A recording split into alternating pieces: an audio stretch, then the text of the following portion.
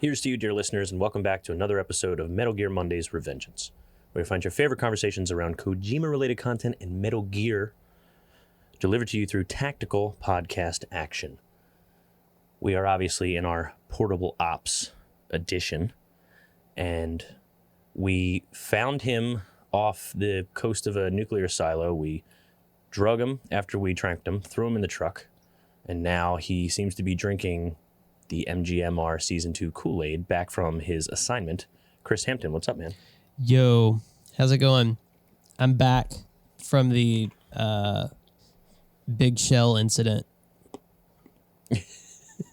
Huh? The big shell. Yeah. What? The big shell? Yeah. I cannot remember what he says. Why can't I think of what Raiden says in that moment? The Shadow Moses incident? Isn't that what it is? Yeah. Something stupid like that? We're like, we get it, bro. Basically, just repeat it back with a question mark at the end. Yeah. Yep. Yeah, proper Metal Gear protagonist.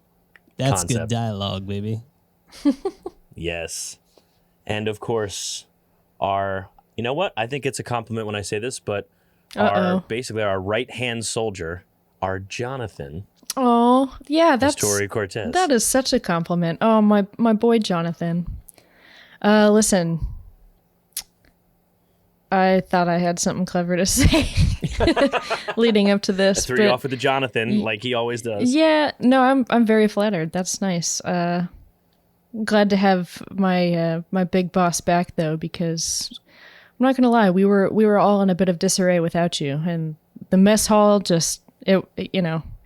there were food fights left and right. The medical team was just laying down on the job. I mean, we really needed you back. It's a real mess. What? I'm the big boss of this outfit? What? Oh God. Well, that's the way Warren set it up. Yeah. We're Yeah, that's what I'm going if for. that's true, we're in worse trouble than we realize. I'm the Roy Campbell in this situation because I won't shut the fuck up. Am I right? I'm the monkey from Metal Gear Solid 4 with the narc cola. Hell yeah. Hell and yeah. cigarettes. That's me. That's my whole vibe.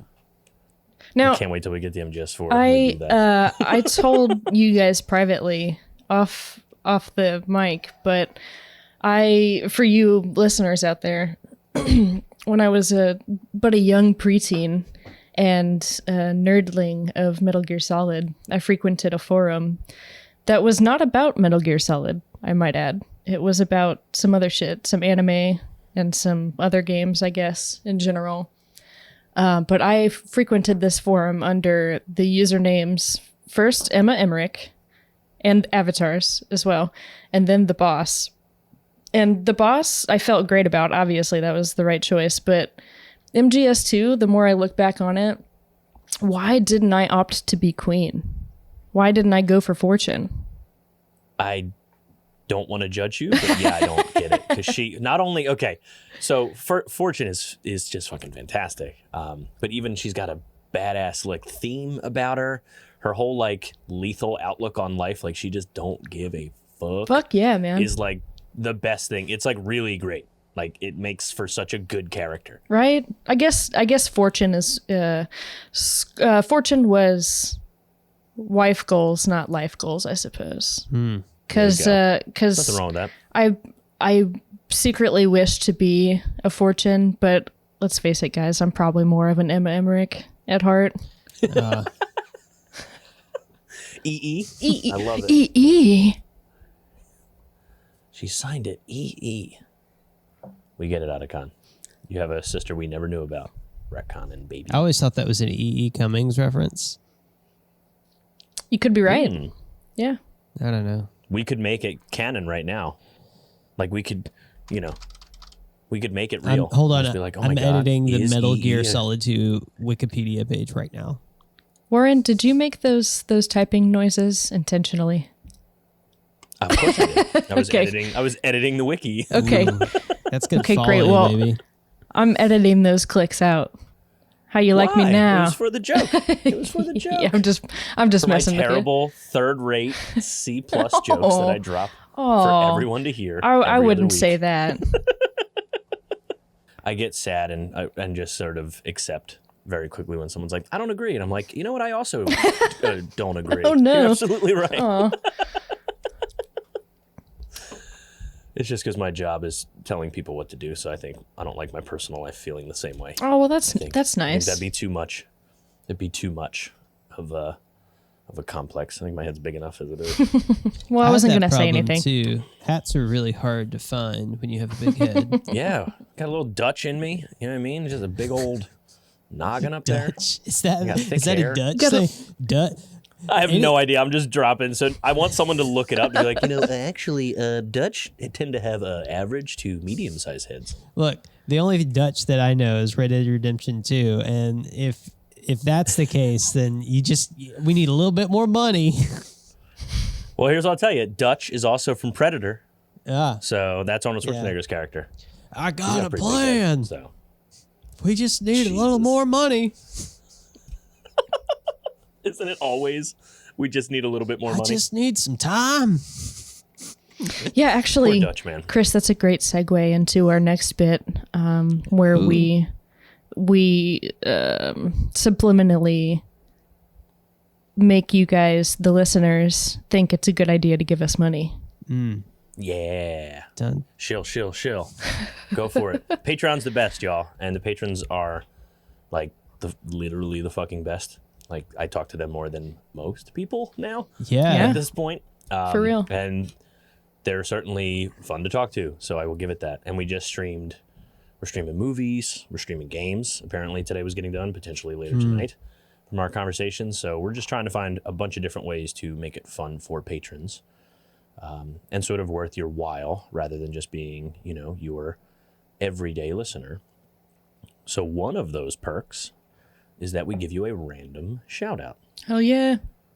And now I believe Tori, I saw her, she took like 10 minutes. It was crazy. She has this whole apparatus in the background there to select the patron.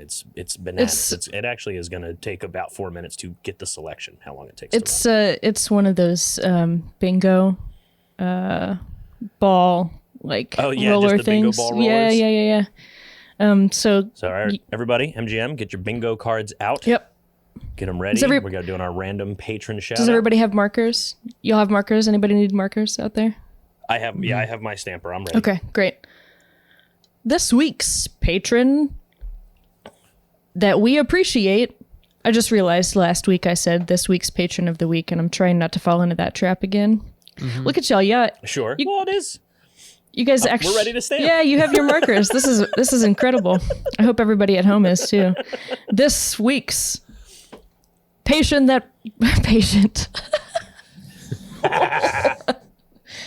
Okay, guys, take three.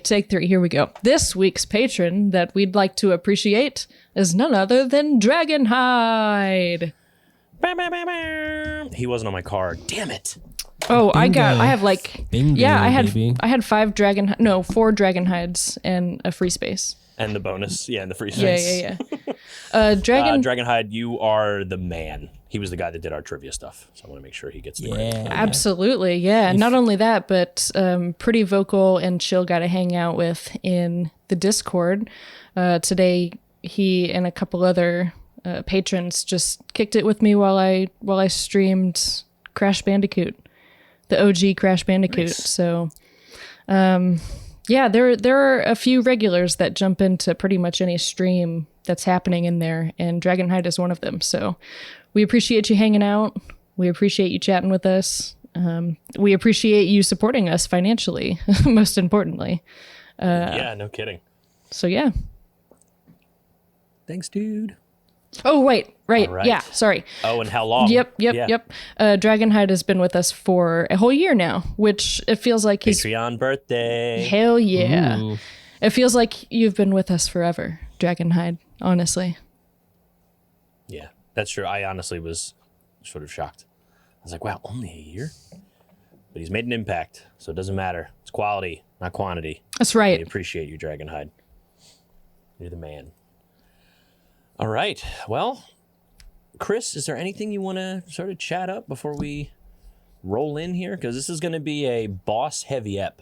So there's not going to be much. There's going to be something to talk about, obviously. But, again, we had some chats about pacing in the last episode. So, Chris, would you want to catch us up since you were off the last episode?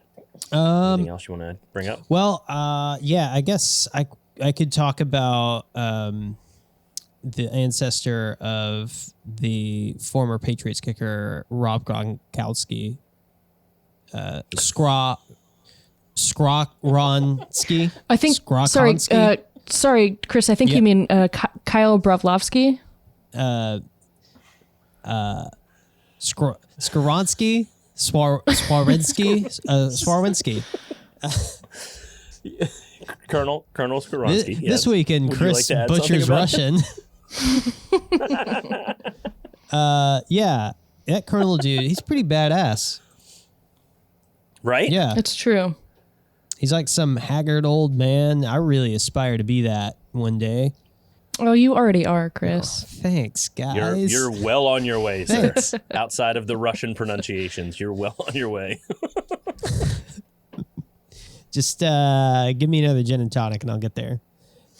There we go. Getting you real smoky by the end of the shift here. Yeah, no, I mean, I kind of felt for this guy a little, his plight, the whole situation where he's been displaced and he feels like stabbed in the back and betrayed by his men, betrayed by his country, and he's just sort of a lost soldier on the battlefield. That really vibes with a lot of the messaging that Big Boss will later use as like his rallying flag, you know? Mm-hmm. So, and my little headcanon is like, Big Boss like has a memory of this guy, and he's like, you know, this is the soldier that I'm kind of fighting for. Sure. I think so too. Yeah. I really do. I think for such a small piece, I do think he makes more of an impact than one would think. Yeah, and this game is so, like, this is just another illustration of how well written the characters in this game are. Mm-hmm. Like, right. They're each one is memorable, including the big boss we're going to talk about today, right? The big so boss. we have I'd say one is pretty big deal, and then the other one is a pretty great boss for this game, right? And we'll get there, which I'm looking forward to. And I liked it. So when we get to it, so I guess this will be our segue corner with Warren. It's your segue with Warren. Yeah. Cue it here. We talked a lot about last ep. We the pacing. We had like some good moments that were like, wow, this felt like a great sort of evolution of gameplay. I think it was the town we were really excited about. Like, this really opened up the game. But as far as the story, it felt like a lot of go get this, bring this here. Then we had the explosives, which was great. But again, at this point, we were like, man, we are multiple episodes into talking, and we still haven't had a boss fight, which feels really odd because they're building up multiple people that you would have thought we would have fought one of them by now. And I guess when we get to the end of this episode, we'll figure out if we liked it. But to have two boss fights essentially back to back, and I won't spoil the game, but this may happen more than once. Just how they did it. I haven't decided yet if I like the pacing of it, but I think after this episode, the pacing feels great when we get to it. So let's just say previously.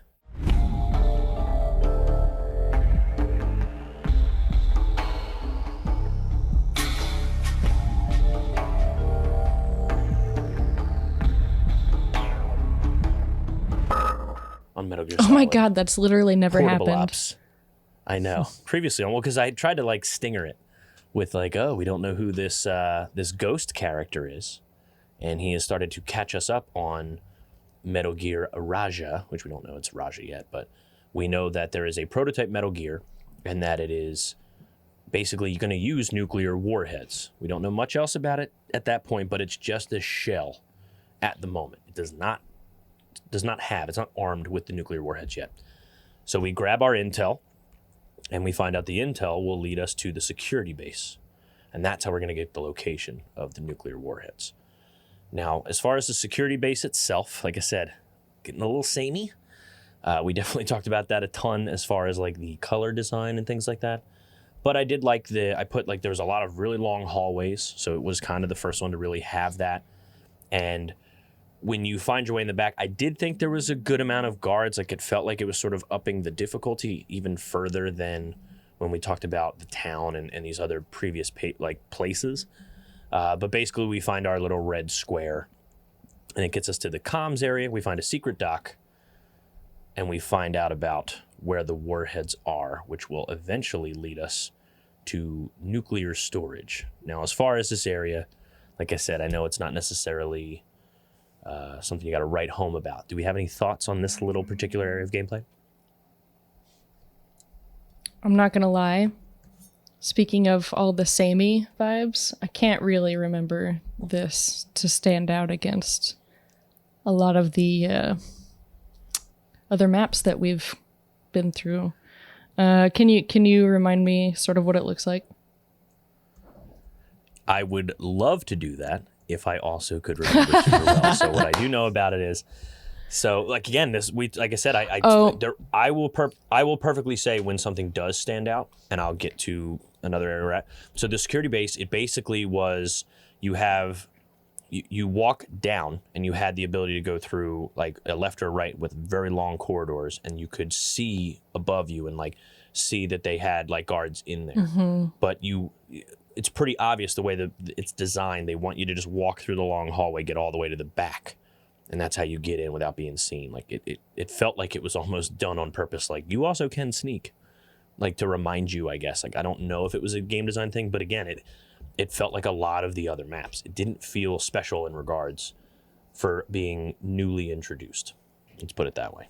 So, which is unfortunate, but it's still crucial to the story, because now we know we have to make our way to nuclear storage, because we know where it is now. So we make our way, drive our little truck. This one I thought was pretty cool because you have, like, this is a map we actually sort of hit a lot. Like, as we later in the game, we'll kind of be in this opening area for a little bit. But this one, you have to keep going down. Like, there's like long ramps that take you down. And you have to eventually get from like layer to layer, level to level. And I made a note. It kind of reminded me of the lab in the Resident Evil games, and specifically Resident Evil 2 and 3. I think it's called the Hive. I don't know if that's just the movie universe. But when you think about them at the end of the games, it looked a lot like that, just not stark white. It had like that great gray, brown, green color what we see so often in this particular game. Mm-hmm. We make our way to the storage room, which I do think has a pretty cool looking like security alarm system. It's basically to ensure that we use our infrared goggles, so you can see when they're up, where they're up, while still being able to sort of hide from the guards.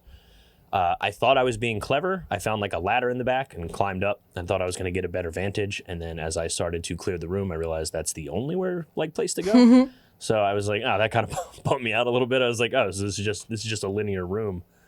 But we clear the room. Can't find any nukes. Still nothing there, but we can go further down. And as we keep going down, we find sort of, I guess it looks like a power station or a comm station, something that has a lot going on with a breaker. And Roy basically says, like, we can just blow this shit up, and that'll probably knock half the power out to this whole, base or this facility, and it might slow it down so we can intercept where the warheads are, or at least find out where they are, because they probably have like a backup, so we'll know exactly where they are. We blow up. We press our little button. It goes to that dope cutscene, like the dope artwork, and he's pulling a Joker. He's pressing the button. Nothing's working. Click, click, click, click, click. And we meet officially face-to-face. We meet Python. Before we do a quick Python chat. Yep. Is this how'd you guys feel about the design of this particular nuclear storage place? I mean, it was fresh compared to everything that came before it, so I suppose I appreciated it for that. Sure. Again, there was nothing really that stood out about it for me. I can remember this one better than the security base, but it was corridors and ramps and yeah. Yep. The architecture is very limited, so it's just generally not worth noting throughout the game. Right. I think. Unfortunately. Lots of tan, beige, gray, green, military camo scheme in a dry, arid landscape. Yep. Yeah. That's the palette of San Geronimo. Yeah. When I go to Home Depot to like set it up, I actually ask for the San Geronimo like palette. Where's the to really just make it real hearthy. San Geronimo is like next to the like concrete, but behind like It's all only primer colors. Right. Yeah. I mean, basically, yeah. Yeah, that's fantastic. So we meet Python face to face, I say, because we personally have all met Python prior. I got to say, this guy is pretty fucking cool. So we learn in this cutscene that they have a past. So he knows Python, like by name, calls him Python. They know each other from previous battle, and what makes him so special, in a sense, is he had something happen to him in battle to the point where he can't regulate his body temperature. It will consistently and constantly rise, and he cannot control it. He cannot cool himself down through his own biological means. So he wears a liquid nitrogen sort of suit that helps regulate his body temperature, which is why when we talked about it with Skowronski, why he could grab the gun and freeze it and things like that. So he has that, and he can weaponize it as well, which is pretty fucking cool, if I'm being honest. That's it's a new twist on a boss we haven't had in a Metal Gear game before. It felt fresh, and I did like that he was a soldier that boss knew, and I did love his whole, I did wet works for the CIA consistently so that I would make sure I was a top assassin for when I finally fucking met you again. You know what I mean? Like, that shit felt cool. Like, I was like, okay, like, this is pretty fucking dope. Sends a little shiver down your spine. Play on words. Let's talk about this fight. Wait, but one more thing. Go ahead. One more. I have another dumb joke. Are you guys ready? No, I'm just kidding. But did anybody else, honestly though, keep expecting to hear some sort of Mr. Freeze quip come out of this guy? yes. Batman's Mr. Freeze. Yes. So I didn't, but I was surprised. So by him being called Python was weird to me. Like, why the Snake name? I don't know anybody else that has a Snake name other than Snake. When it came to CIA, like, why Python? And I could see maybe it's like, oh, well, they called him that after the fact, like after they wanted to get Big Boss back, because he does kind of say, I want to find you. But he knew him as Python prior. Like, he's been calling him Python for a long time. Unfortunately, no, I don't think anybody's going to hit the level of freeze puns as Arnold did back in the day. Wouldn't say nobody. True. I might throw a couple in before the end of this episode. You never know. Jesus, who knows? What killed the dinosaurs? The Ice Age. There is a supercut out there, y'all. If you want to look it up, just do freeze pun supercut. It'll be there. It's terribly amazing. Let's put it that way. Some of them are actually terrible puns. Some are not even puns. So just be ready for that if you're going to choose that. There's some MGMR homework for you guys. So let's talk about this fight. So before this fight starts, he sort of, I guess, empties the suit in a sense. So he starts to cool off the room, and he like loads it up. He's like the best fucking Halloween spirit store you've ever had. It's all fucking foggy in there, like perfectly fogged. Does make for a pretty dope backdrop as far as an arena. And I do like that you're visiting places you were previously as you were traveling down to fight him. So I thought that, as far as a boss design, was pretty dope. How was your strategies? Because I feel like mine was a tad different. I mean, I think Tori and I did the same thing, right? Like, right. Shotgun Willie.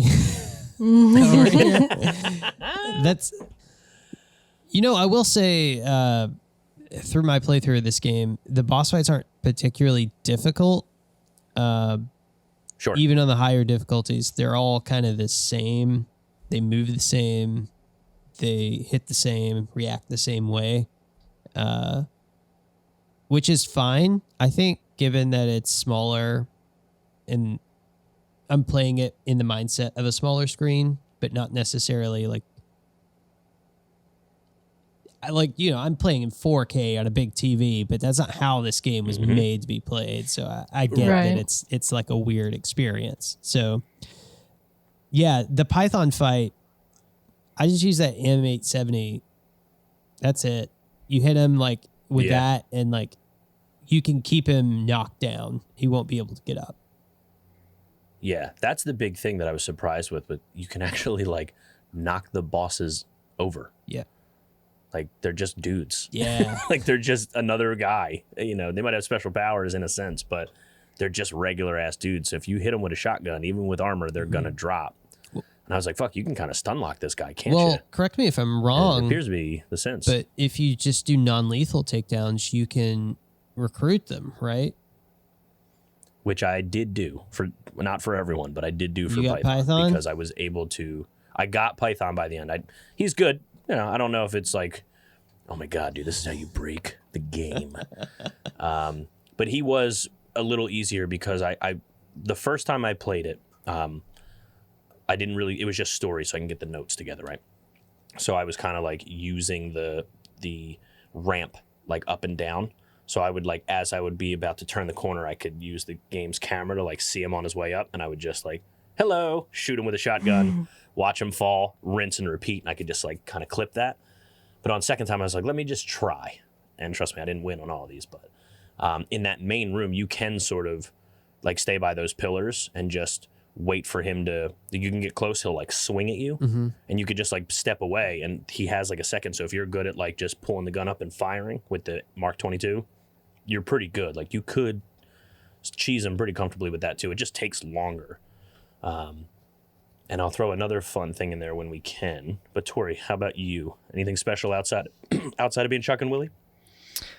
I don't know. I do have one thing to say to start out with. No matter what anyone tells you, Bane, it really is the size of your gun that counts. Wow. That almost went into what's his name? The guy who's in Mandalorian with the voice. You're talking about Werner Herzog? Werner Herzog, thank you, God. Yes. It went a little Werner Herzog for a second. But celebrate. But that's so good. I love Werner Herzog. I just thought that was an appropriate quote to lead in because... It's not bad. Because, yeah, I used primarily the shotgun, and I think once I ran out of ammo for the shotgun, I just finished him off with an AK. Yeah, other than that, I just thought the arena was stunning. I loved the liquid nitrogen fog all over the warehouse. Visually pleasing and obviously advantageous for us. And Warren, I kind of shared your strategy for the first time and just kind of ran him around the warehouse. And I would wait for him. I'd run far ahead, wait for him to get to a point, and just as he's coming through the door, get him and run away and start over. Oh, yeah. Did anybody have an issue where he froze your equipment? Yeah. Like once or twice. Too close to him or anything? Yeah. He got you? He got me a few times with that spray. That. And did you know how to thaw yourself out? No.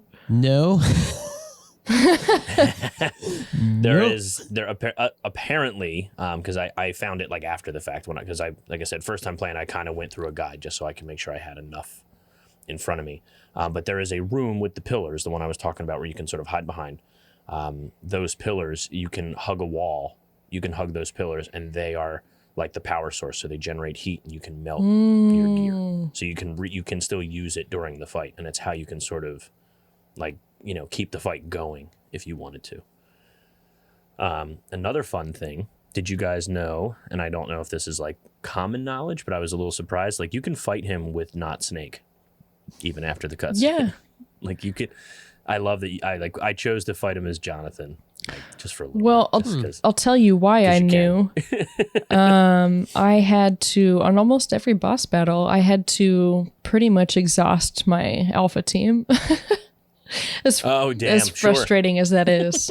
But yeah, so I knew that from the start of boss battles that you could you could play as your supporting man. team members. Nothing wrong with that. It worked, though. Yeah. So we beat Python. Pretty good first boss fight, though. I thought he definitely felt less cheese than like the Pain, like we've talked about, or some of the other first bosses, your Ocelots, your Olga. So I appreciated that. And I did sort of like his little send-off, because he basically is like, yeah, you beat me, so I serve no purpose. This was what I wanted. I just want to get the fuck out of here. If I can't kill you, then I'm done. Like, my mission is over. And he sort of just like pulls the cord, like pulls out the liquid nitrogen, so he's just eventually just going to die from heat and, implode, I guess, explode in his own body.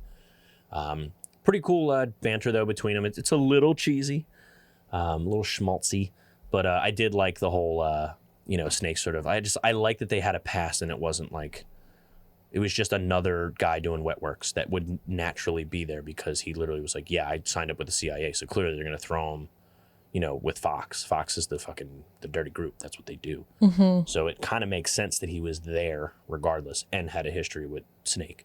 So, but pretty cool. I was a little bummed that he was just sort of like there and gone, technically, even if you obviously, Mark 22 him, you still get the same cutscene, but you just keep him.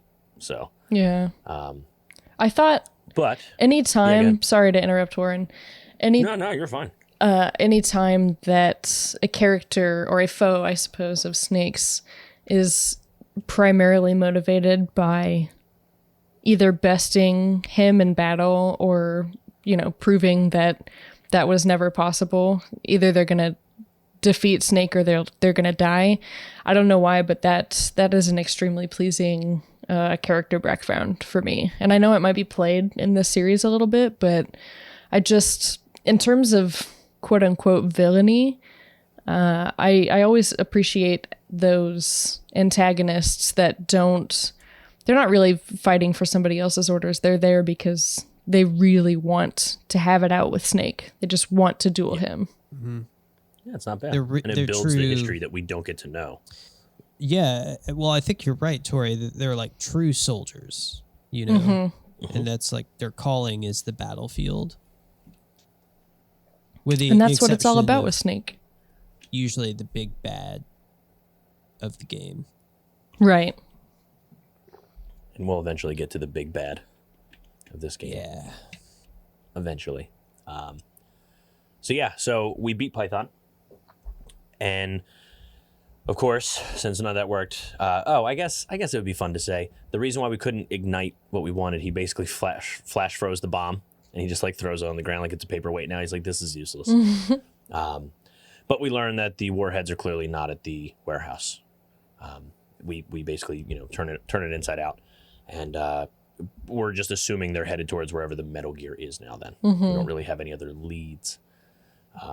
Which then leads us to, again, we get intel, our common grabbing intel missions.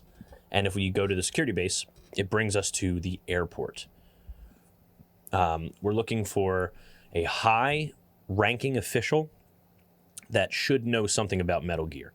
So this is sort of the first time that, again, we have talked about where the game sort of asks you got to do something specific. So now you have to actually like hold up and interrogate someone to grab information. You can't just pick it up off a table or whatever. Pretty smart. It's a new sort of gameplay loop you could add to your arsenal if you weren't doing it already. As far as the map itself, I like the airport in a sense. It's very big. A lot of like cargo containers, lots of guards. And I think it's pretty interesting. I got really excited when I was playing this map because there was I think there was like 10 doors, it looked like, just like so many different places you could like peek into and like climb around and crawl behind. But then as soon as you open one of the doors, you learn that it's just a giant hangar. So every door takes you to the same giant room. That's just right. in a different place. I remember this place. It was fine, but you could basically wait till the guard sort of walked by like door 3 and then go open door 3 and get behind him, instead of like running through the door in front of him. So it was fine, but I really got excited when I was here, like, oh shit, because there's a lot of cool stuff. Like you can you can hide behind the containers, you can crawl behind stuff, under stuff, and there's like some staircases. So there's a lot of places to sort of grab like intel and, you know, look at the map from pretty high vantage to see what's going on. But as far as like getting there, it's literally just walk to a door, open the door, continue through the giant hangar, walk through another door, and you're there. So it ended up bumming me out a little bit, if I'm being honest. But you make way towards the back of the building, and you learn that there is a stairwell to the comms room. And you find a guy wearing a suit who looks clearly nothing like anybody else. He's literally in a suit. And you need to, you know, basically hold him up, interrogate him, and then it kind of takes you to like, not a cutscene, but it takes you to like dialogue. And he sort of lets us know where the weapons silo is, and it's east of the ravine. And what's really funny, before I finish, but we can just walk on out of there, and we head on over to the silo. As far as the airport, even a line or anything, anybody feel the same way as me? Because I got pretty excited and then let down pretty quickly when it came to this map. Before I get to that, can I pose another question because of something that you just mentioned? Sure. Were there any times that you guys, especially at the beginning, I suppose, obtained your mission objective, and when Roy was like, okay, get back to the truck, you were prepared to like finish out that mission by getting back to the truck, and then it was, oh, nope, that's okay, we're done. All right, we're done. Was that jarring for either of you at first, or were you just like, cool? Yeah, I'm constantly surprised at the jarring moments of this game, just in like how short and bite-sized everything is. It seems to do this quite often. Yeah, I totally agree. I myself, I think there were one or two situations where I was doing poorly before obtaining that goal, or before achieving that oh my god. I'm totally going to edit this out. There were a few times where I was really in a hot mess just before achieving the goal of the mission, and I went, whew, okay, back to the truck it is, all right. But other times I thought it could have lent a little bit of, I don't know, just a little bit more of a challenge if you could go and achieve your goal and also get back to the truck without, you know, either without being spotted or without causing too much more chaos. I totally agree. I was a little surprised by it, but sometimes, especially on the second playthrough, it was kind of welcomed. I was like, fuck yeah. Yeah. Let's get through this shit. Let's get moving. Well, as far as your original question, I don't think I really had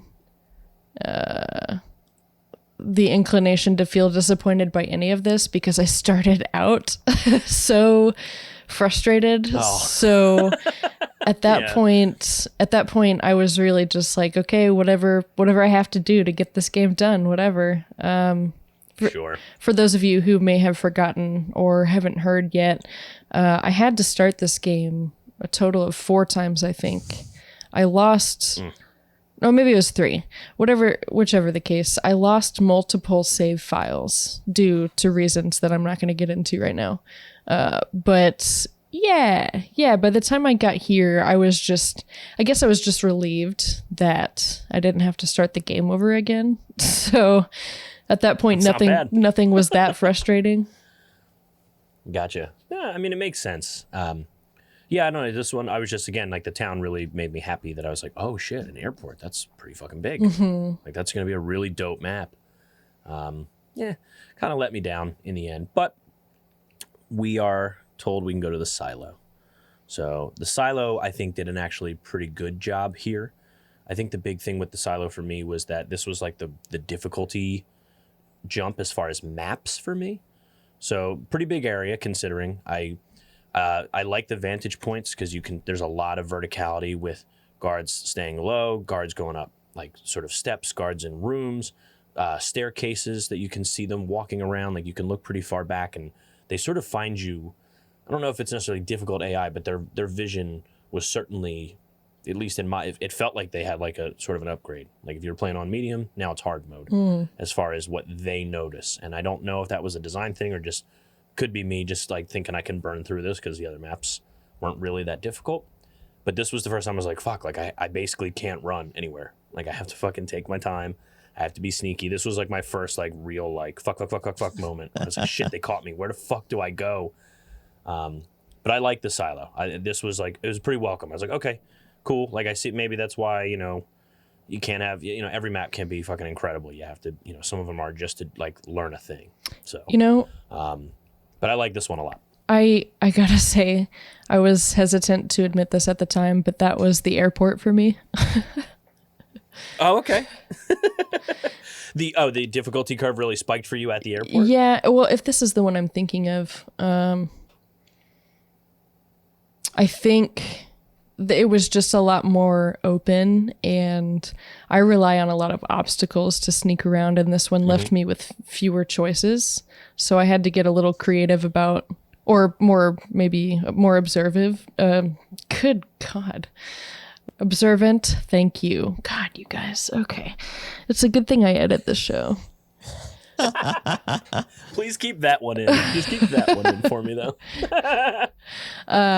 Yeah, I suppose I was just feeling the challenge of having to be more observant of the guards' patterns or whatever the case was. Maybe I was just fucking tired of playing this game at that point, but it was getting through the airport was and beyond became a little more challenging for me, I would say. Sure. What about you, Chris? You agree with us on this? Yeah, I do. I mean, God, I'm looking at screens right now, and it's just, yeah. There's so much of this area that's just a big blur because it does look the same. And I mean, I feel like we're ragging on it, but unintentionally. So, you know.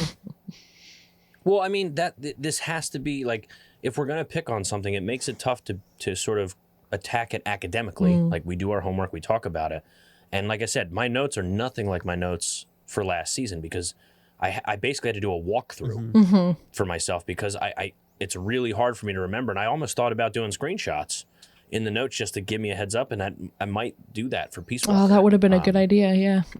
Yeah, I think I might start because they're not difficult to do. I just grab them as I'm making the notes, but it is tough. Yeah, like if I'm watching a walkthrough right now, you could drop it at any time, and I'm like, I have no idea where we are. I couldn't begin to tell you unless I see a truck or like a big silo thing or the big building, the town I could recognize. Like there's a few that I'd be like, oh, that's that map. Yeah. I couldn't tell you where when in the game you're there. Based on it because there's just the art design was limited, and we did rag on it like the first episode, and we did talk about a decent amount in the the succeeding episode because it's tough. Like we were trying to like remember where we were in the game because it's kind of tough to notice if I'm being honest. Do you guys think that's an issue of us like really crushing through it in a short amount of time, or do you think that's something that people also grapple with on the PSP because maybe it's easy to put down for a long time and forget what you've done or what you've seen? See, I thought about this, Tori, and my thought is if because it all looks kind of samey, I feel like if I was playing this on the handheld and was just picking up and putting it down, whenever I would pick it up again, I would have a hard time remembering where I was based on like what I was looking at in the game. Right? Yeah. So I feel like it would make it a little more difficult, but I don't know. I'd be interested to hear the argument for the other side. Maybe we'll ask Ryan about that. That's not a bad idea. Yeah. Oh yeah. Do you think Ryan's probably going to listen to all of these episodes? Hey Ryan, I just want to let you know, truly, despite all of the complaints we've given, truly this was an enjoyable experience, and it's no one's fault but mine that I had to replay this game intro like 4 different times. Well, I think that's part of why I'm excited for as we get through this next bit and through future episodes is because the stuff that's good about this game is great. And that's what makes it like rewarding to actually attack this academically rather than just pick it up and review it. Like review scores are fine and all, but I do like a good chunk of this, and it just like again, I kind of agree with Chris because you don't want it to be samey just because you're picking it up, putting it down. there is a separate mission no matter what map you're on. So there should be something there, but also how would you make the town vibrant? You don't want people to know you're there. Like, you can't have like a blue building. Like, that's not tactical. Now, so as far as story constraints, keep it proper. Okay, Chris. Well, I will say, in defense of the graphics, I remember also playing SOCOM on the PSP. When I borrowed the PSP from my friend to play this game, he gave me the SOCOM game. And I like those SOCOM games quite a bit on the PS2. And the game on the PSP was just garbage. Like hot garbage. And if you think samey of Metal Gear Solid Portable Ops, oh my God. It's the same wooden shack and stick tree in the middle of like what looks like Gerudo Valley, but low res. Oh man. So yeah. Yeah. That I will say, having seen the PSP hardware do other things, this is like pretty impressive. Sure. For like a 3D environment. We have to, but that's sad. Yeah, we have to put on PSP glasses. Yeah, we have to put on PSP glasses for this. Like, that's like when we get to the NES games and we're gonna complain about like, well, yeah, the environments are real. They don't really jump off the page. It's like, it's 8-bit, asshole. What are you talking about? But also, there was a thread on Twitter. This may be a little off topic, but watch me circle back, guys. So here we go. I was reading this thread that I follow of like, Jeremy Parrish, Retronauts, and there's a Twitter account called CRT Bot, and they talk about CRT monitors and things like that. And it was a thread about how visual, like graphic designers of games would design with the limitations of CRT televisions in mind. And they showed like screenshots of like, here is this pixelated image from a game on a CRT, and here it is in like a pixel perfect digital emulation setting. And the emulation setting looks like crap, but the CRT is like dark and moody and like, if I can find that thread again, I'll post it in the Discord or something so you guys can check it out. But so that brings me to the PSP. The PSP had like this little monitor that was different than like most LCD screens at the time, if I remember, because the way I'm playing it, there's an emulated way you can get your screen to look that way. Sure. And if you turn that on, I've noticed a big quality difference in the environments. So I don't know if like how you're playing the game affects how you see it too. Sure. I mean, like I said, I feel like I do. It just sucks from an academic, like I said, coming at it third party, like trying to be as objective as possible. It's just the environments are samey. Yeah. Straight up. You know what I mean? There's not a lot you can do about it. Yeah, exactly. Even if you wanted to. I mean, again, the game's made. The past is the past. I suppose that also adds another challenge in the gameplay as well, though, because you might get comfortable thinking that you know the layout here because they are samey enough in their visuals, but they do kind of vary in their structure. So while you do have the same color scheme for every single one of them, there is some variety added to each map. I think that threw me for a loop. For example, in the insides of some of the buildings, especially the buildings where scientists reside, and the fact that you can't control the camera angle means that you could, for example, run into and alert like 3 different scientists who call the alarm, and then you're fucked. And I'm not speaking from personal experience or anything, but no way. Surely one could not. imagine how that would be a frustrating. Tori streamed most of her gameplay. We can all confirm that definitely happened. Damn it! Damn. Okay, that's fair. I gotta stop streaming, you guys. No, please stream more. I liked being your guy in the chair that was like, try this. Yeah, and I appreciated it very much. You were my walkthrough. You and somebody else. Alex was around for a chunk of it, a lot of it too. But yeah, and then again, we talk about like the buildings. Like obviously the buildings aren't brown. Like they have good cement color. Like I like some of the sprites or whatever you want to call it in a 3D environment. The rendering of like electronics and comm stations and desks and things like that. So you could tell they wanted to like put more in there. But again, story. It's an abandoned base. Maybe it's not supposed to be so populated and lively, and it's just fucking exactly what needs to be made to achieve an exact purpose of being a silo. I wanna like pick on it, but it feels right. It's just tough to remember it perfectly as you play through. Oh, very. Yeah. So outside of this place being super difficult, you find your way towards the back, and you can find your objective point, your beautiful red square with a star in the middle.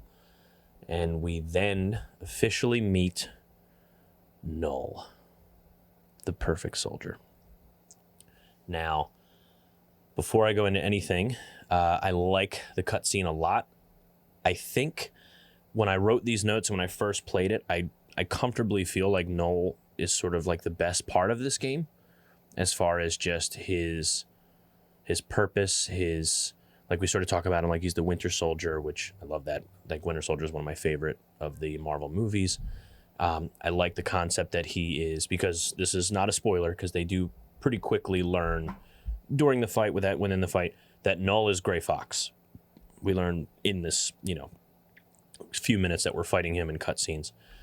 So we fans of the series, Gray Fox is he's probably like the most popular, not like main character or someone you talk to on the Codex a ton. Like he's badass. Like, and to learn clearly why he's good, even in the cybernetic suit, he's also been fucking programmed to be the Winter Soldier, essentially. He it's crazy. And he is who was in that, that medical bay that Elisa was talking to us about. So we have a pretty dope little cutscene, and I enjoy like their banter. So we learn that he knows who he is, pretty common thing. And we learn a little bit about just like he was, he gets awakened to complete his mission, which at the moment is fucking murder Big Boss. And then he gets, wiped and thrown back in the med bay, and he has to like sort of like chemically be induced. Before we go into the boss fight, I'll say I absolutely love that as soon as the boss fight starts, Null is already shooting at you every time. Yeah, I thought that was pretty fucking cool. I thought that was a really good loved design. that too. It was a thing I loved. Yeah, I really did. Like, okay. At least as far as the design point, I loved it. I don't know as far as making the fight fun, but I just thought it was like so fucking cool that he's already fucking ready to go. And he's got a dope sword, which again, now that we know, when you start to process like who he is, he clearly, Gray Fox always had a sword from when we've, played all the way back to the OG games. So I like that a lot. The fight itself, I don't know, it didn't feel so bad. I didn't get to do the cool knock him out because it was a little harder, just because I didn't have the sort of means like I did in the Python fight. Like you can hide from them, but it's not small pillars. It's like long buildings and containers. So you can sort of do that, but he constantly is shooting at you, like constantly. So my like sort of loop was like, Ocelot taught me well. I wait for the reload and I'll take him out. That'll be the best I can do. And I ended up sort of following the shotgun Willy concept. I could either, stun him, knock him down, and use that as sort of my way to do it. I didn't want to cheese him, but I had to. Like it didn't click with me to like get the loop down fast enough. Because when you go to come at him, he like uses the sword to fuck you up as well, which does more damage than the gun, which is weird, but accurate. So outside of my thoughts on this, Tori, what do you have about the Null fight? I'm not gonna lie. I relied on a little bit of walkthrough for this because I stumbled across I don't know if it was the Mosin Nagant or if it was just a regular sniper rifle. The name for which I cannot remember. But I found that in one of my first, I would say 2 or 3 attempts at this boss. And I thought, oh, great. Okay, so I just watch him walk around and snipe at him a little bit. The unfortunate consequence of taking that first shot is that he knows exactly where you are. So that worked for all of 2 seconds, and I had to revisit my strategy, i.e. revisit a walkthrough. And eventually I got into a pattern that can only be described as Shotgun Willie styly. Yeah. Yeah. What about you, Chris? What do you got? Well, this one was, I thought, easier than the last one, to be honest with you. So I used like a guide to kind of help me through some of this, and I just wanted to read you the first line of this boss fight. The first sentence. If you have the M870 shotgun, you already won the battle. Yeah. Wow. So he'll like shoot, It's true. and you just hide behind the pillar, and you pop around with the shotgun, and it knocks him down in one hit and takes a huge chunk of his health. I just rinsed and repeat that. And Yeah, I guess I never thought it, but it is. It did make it easy. It definitely made it easy. I don't think I was that's glad a to- damage on this fight. Nice. Very Yeah. nice. Nice. What did we think of his like design, like his look? Oh. Because I What the fuck personally is on fucking his loved face? it. Say what? Right? What the fuck is on his face? Yeah. He's wearing a mask, dude. Yeah. Well, it reminded me first of Cyborg Raiden from Metal Gear Solid 4. And then Sure. a little bit, because of that, I thought, well, he looks a lot like Rykov, because that would be more appropriate in the timeline. I'm so sure he's not Rykov, but it's just his face had a similar design. He's got the blonde hair. That's just who I thought of first. But otherwise, like his suit, or his, I don't know what you call it that he's wearing really, but I thought it held up for this series. It matches the overall aesthetic, I think, for a suit you might find somebody like hold on. Are we on? No, thank God. Okay, I almost called him Python again. Wow, you guys, I'm struggling this episode. Okay. It makes sense for what a character like him would be rocking, I think. Yeah. He's got like a pretty dope, like sort of like low key anime look to him, like a Naruto villain or something. And I like that. I think the design looks pretty dope. I love the concept. I like the splash of color. He's got like a red sleeve and like a black sleeve, which I don't understand why, but I don't know, not? it looks cool. And he's got like that dope. He does like that spin move. He keeps like the sword sort of close to his chest, and he can like spin to get you out. Like if you're close, it basically renders CQC like null. Jesus, terrible pun. But it like does like there's no way you have to beat him at a distance if you're going to, except with the shotgun. But I liked it. As far as that, what do you think of the look, Chris? You vibing with it? It's okay. That little face thing looks pretty uncomfortable to me. It's once again prophetic. He's one of the safe ones. Right. I love it. So we beat Null, surprisingly. We do. Cunningham. So we got a dope cutscene, which is pretty cool. This is when you learn that you recognize the fight style. You recognize that it's that kid from Mozambique. And again, everybody's got a history with Snake in this one. So he calls him, Gray Fox. So you kind of learn that there is still a man in there, but he's, programmed at this point. So they do that. Cunningham butts in, fucks with some shit. He's still after. Every time he has to talk about the legacy. That's like his whole thing. It's his one legacy. Is to do that. Yep. And what's pretty interesting, though, is that Snake gets captured here. And maybe we'll see a torture scene. I don't know. But our team scrambles like Roy is like, we've lost contact with Snake. What are we going to do? We got to figure this shit out. But unfortunately, we're not going to know if we're going to get him back just yet because our episode stops here. Well, before we get into end of the episode proper. Can I ask, do we ever get any more details about Mozambique? Because once their little bit of backstory came up, I realized I really knew little to nothing about it. No, I don't think so. Okay. I think that's really it.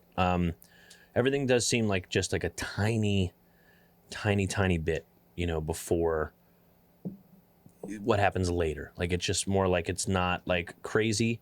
Like, even if you look them up, like, hey, let's like when we get to the character episode, the pre-San Geronimo incident stuff is literally Frank Yeager spent his early years fighting as a child soldier in Mozambique. Okay, there it is.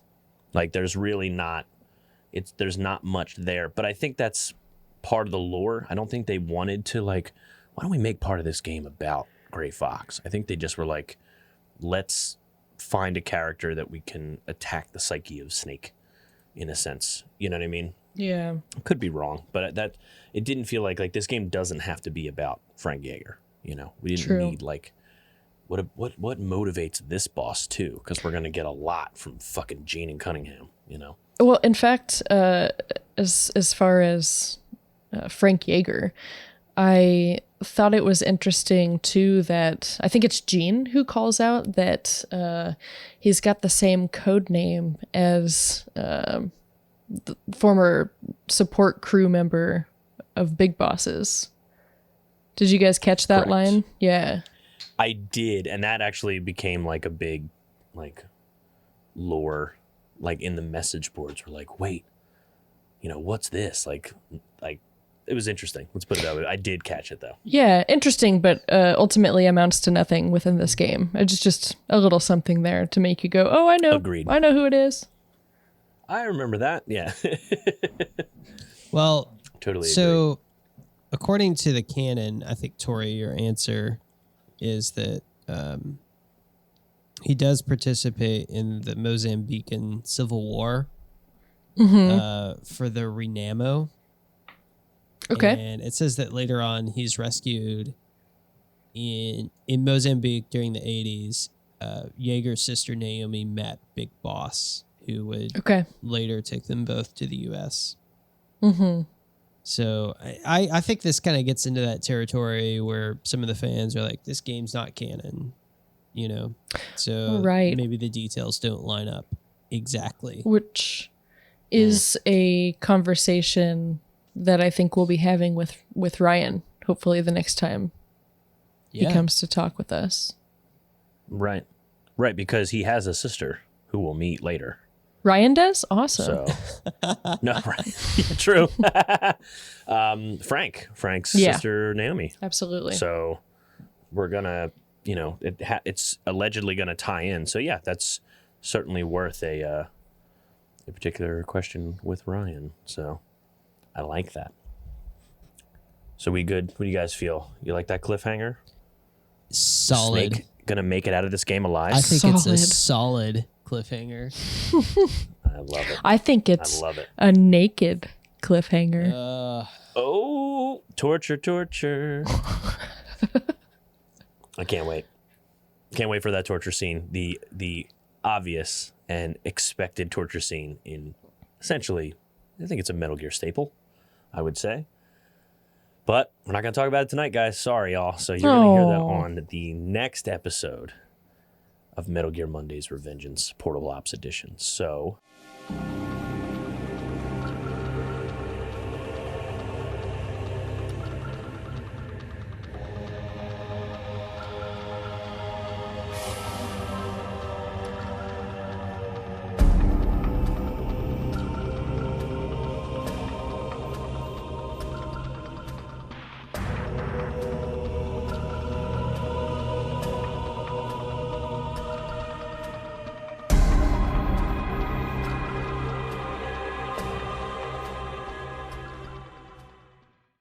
For everyone else, this does wrap up an episode.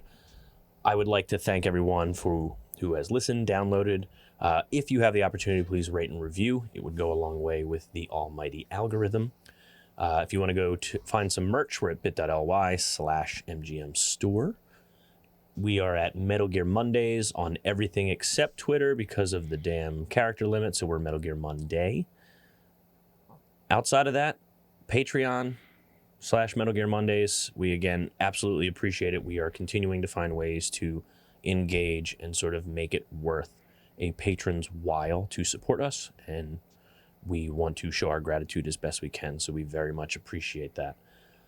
Outside of that, Tori, where can people find you on the internet? You can primarily find me in the Discord. Lately, I've been making a greater effort to get in there and see what's going on and interact with everybody. Other than that, you could potentially catch me on Facebook, Twitter, or Instagram, but I'm mostly updating our show's social feeds there. So I don't know. You could just try shouting Young Neil into the ether and see if I pick it up on my end. All right. And what about you, Chris? The interwebs. I'm all over the internet, but you can find me in the bio section of MetalGearMondays.com or Oh, yeah. There it is. in the Discord. I love it. You can find me at Warren Minix on all of the social platforms. If that's not your thing, you like gamer tags, I'm Untaggable Gamer. I will also say thanks to anybody that watches us through YouTube. Hi, YouTube. I would say consider subscribing, only because if we sort of catch more subscribers, we may sort of do some stuff on YouTube as well. To do that, we just, in a lot of our banter and chats, we've learned that the audio feed is the preferred feed. With some things, I know that the interviews tend to do a little bit better on YouTube. But if you're on YouTube, feel free to reach out.